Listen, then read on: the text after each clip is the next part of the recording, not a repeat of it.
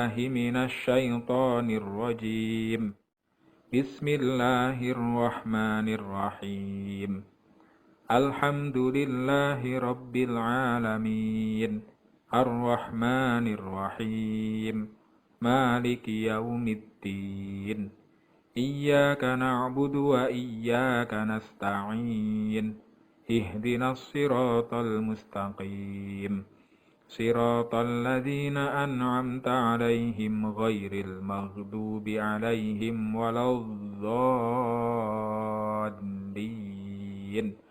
رب اغفر لي ولوالدي وللمؤمنين آمين رب اشرح لي صدري ويسر لي أمري واحلل عقدة من لساني يفقه قولي ربي زدني علما وارزقني فهما آمين يا رب العالمين. Assalamualaikum warahmatullahi wabarakatuh. Halo anak-anak, jumpa lagi dengan Ustazah Mutia. Anak-anak, gimana kabarnya di rumah? Semoga anak-anak senantiasa sehat dan dirahmati oleh Allah. Amin ya rabbal alamin.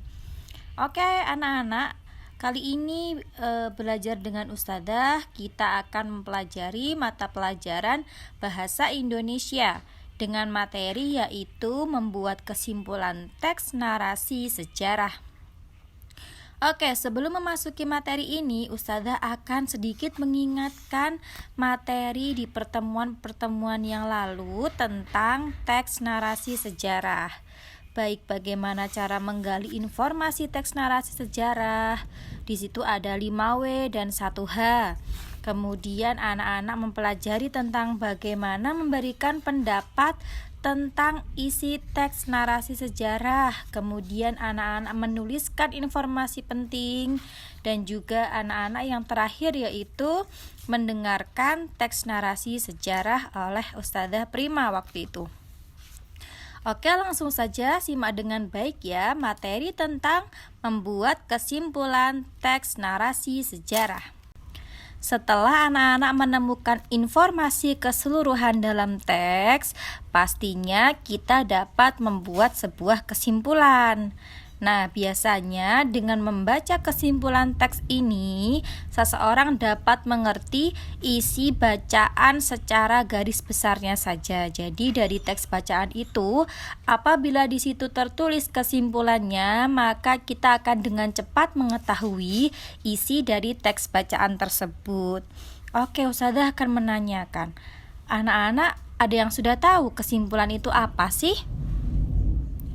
Iya. Kesimpulan adalah hasil akhir suatu bacaan. Kesimpulan dapat diperoleh dengan cara memahami isi bacaan secara keseluruhan. Nah, otomatis jika kita ingin membuat suatu kesimpulan teks narasi sejarah, maka kita wajib hukumnya untuk membaca secara full teks narasi tersebut. Ya, kita membaca dari awal sampai akhir. Nah, kemudian di minggu yang lalu anak-anak mempelajari tentang cara menggali informasi dari teks. Nah, di situ ada komponen 5W dan 1H. Nah, komponen ini dapat membantu kita dalam menemukan informasi penting dari teks narasi sejarah, sehingga membantu kita pula dalam membuat kesimpulan teks dari narasi sejarah tersebut. Oke, kesimpulan ini biasanya disampaikan dalam bahasa yang lugas dan juga singkat. Jadi setelah kita membaca, kemudian kita membuat kesimpulan teks narasi tersebut dengan bahasa kita sendiri, tetapi dengan bahasa yang lugas dan juga singkat ya, tidak bertele-tele. Jadi langsung ke inti dari isi dari teks narasi tersebut secara keseluruhan bagaimana dan kita simpulkan. Oke, di sini Ustazah sudah siapkan contoh dari teks narasi sejarah. Oke, perhatikan baik-baik ya. Kita akan baca bersama-sama tentang teks yang berjudul Peristiwa 10 November 1945 di Surabaya. Oke, simak baik-baik. Pada tanggal 20 Oktober 1945, pasukan sekutu dipimpin oleh Brigadir Jenderal Bately mendarat di Semarang.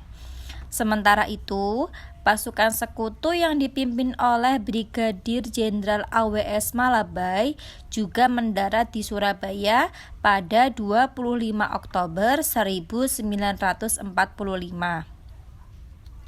Kedatangan pasukan sekutu ke Indonesia bertujuan untuk mengusir tentara Jepang. Akan tetapi, pasukan sekutu tidak datang sendiri. Mereka ditemani oleh NICA atau Netherlands Indies Civil Administration yang ingin kembali menguasai Indonesia. Tentara sekutu pun mengambil tindakan sepihak untuk membebaskan para tawanan perang Belanda dan mempersenjatai mereka. Pejuang Indonesia pun tidak terima dengan tindakan sepihak sehingga terjadilah peperangan. Pada tanggal 10 November 1945, Surabaya diserang dari daerah darat, laut, dan juga udara. Pertempuran pun tidak dapat dihindari. Rakyat Surabaya pun dapat mempertahankan wilayahnya berkat kepemimpinan Bung Tomo. Untuk memperingati sikap kepahlawanan para pejuang Surabaya, maka ditetapkan tanggal 10 November sebagai Hari Pahlawan. Oke. Nah, cara yang pertama kita membuat kesimpulan dari teks peristiwa 10 November 1945 di Surabaya. Yang pertama, dari judulnya sudah terlihat ya, di situ ada peristiwa 10 November 1945. Nah, anak-anak bisa mengetahui nih, ada di kalimat paling bawah bahwa 10 November sebagai Hari Pahlawan. Nah, kenapa 10 November ditetapkan sebagai Hari Pahlawan? Karena untuk memperingati sikap kepahlawanan para pejuang Surabaya. Nih, kemudian pada tanggal 10 November 1945, Surabaya diserang oleh pasukan sekutu dari darat, laut, dan juga udara. Nah, pertempuran pun tidak dapat dihindari. Rakyat Surabaya pun dapat mempertahankan wilayahnya berkat kepemimpinan Bung Tomo. Oke, dari sekian teks ini kesimpulannya bahwa peristiwa 10 November ini adalah peristiwa pertumpahan darah atau pertempuran yang dilakukan oleh pejuang Indonesia untuk mempertahankan wilayah Surabaya yang dipimpin oleh Bung Tomo. Nah, itu ya, sehingga peristiwa 10 November ini dijadikan sebagai Hari Pahlawan. Nah, itu kesimpulannya. Oke, begitu ya anak-anak.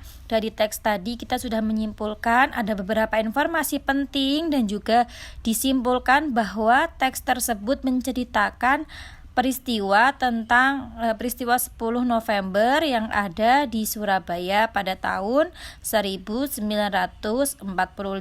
Nah, cuplikannya adalah itu tadi. Kalau kita lihat dari sini, cuplikannya terdapat pada paragraf paling akhir atau paragraf ketiga. Oke, itu bisa anak-anak olah dengan bahasa anak-anak sendiri, tapi tetap dengan bahasa yang lugas dan juga singkat. Oke, itu materi kita hari ini tentang cara membuat kesimpulan teks narasi sejarah. Oke, jika kalian masih belum paham, boleh mengulang kembali video materi ini atau bisa membaca dari sumber yang lain atau melihat juga dari video-video pembelajaran di tempat lain. Oke, sekian dari Ustadzah. Tetap jaga kesehatan dan semangat belajar. Sekian dari Ustadzah. Wassalamualaikum warahmatullahi wabarakatuh.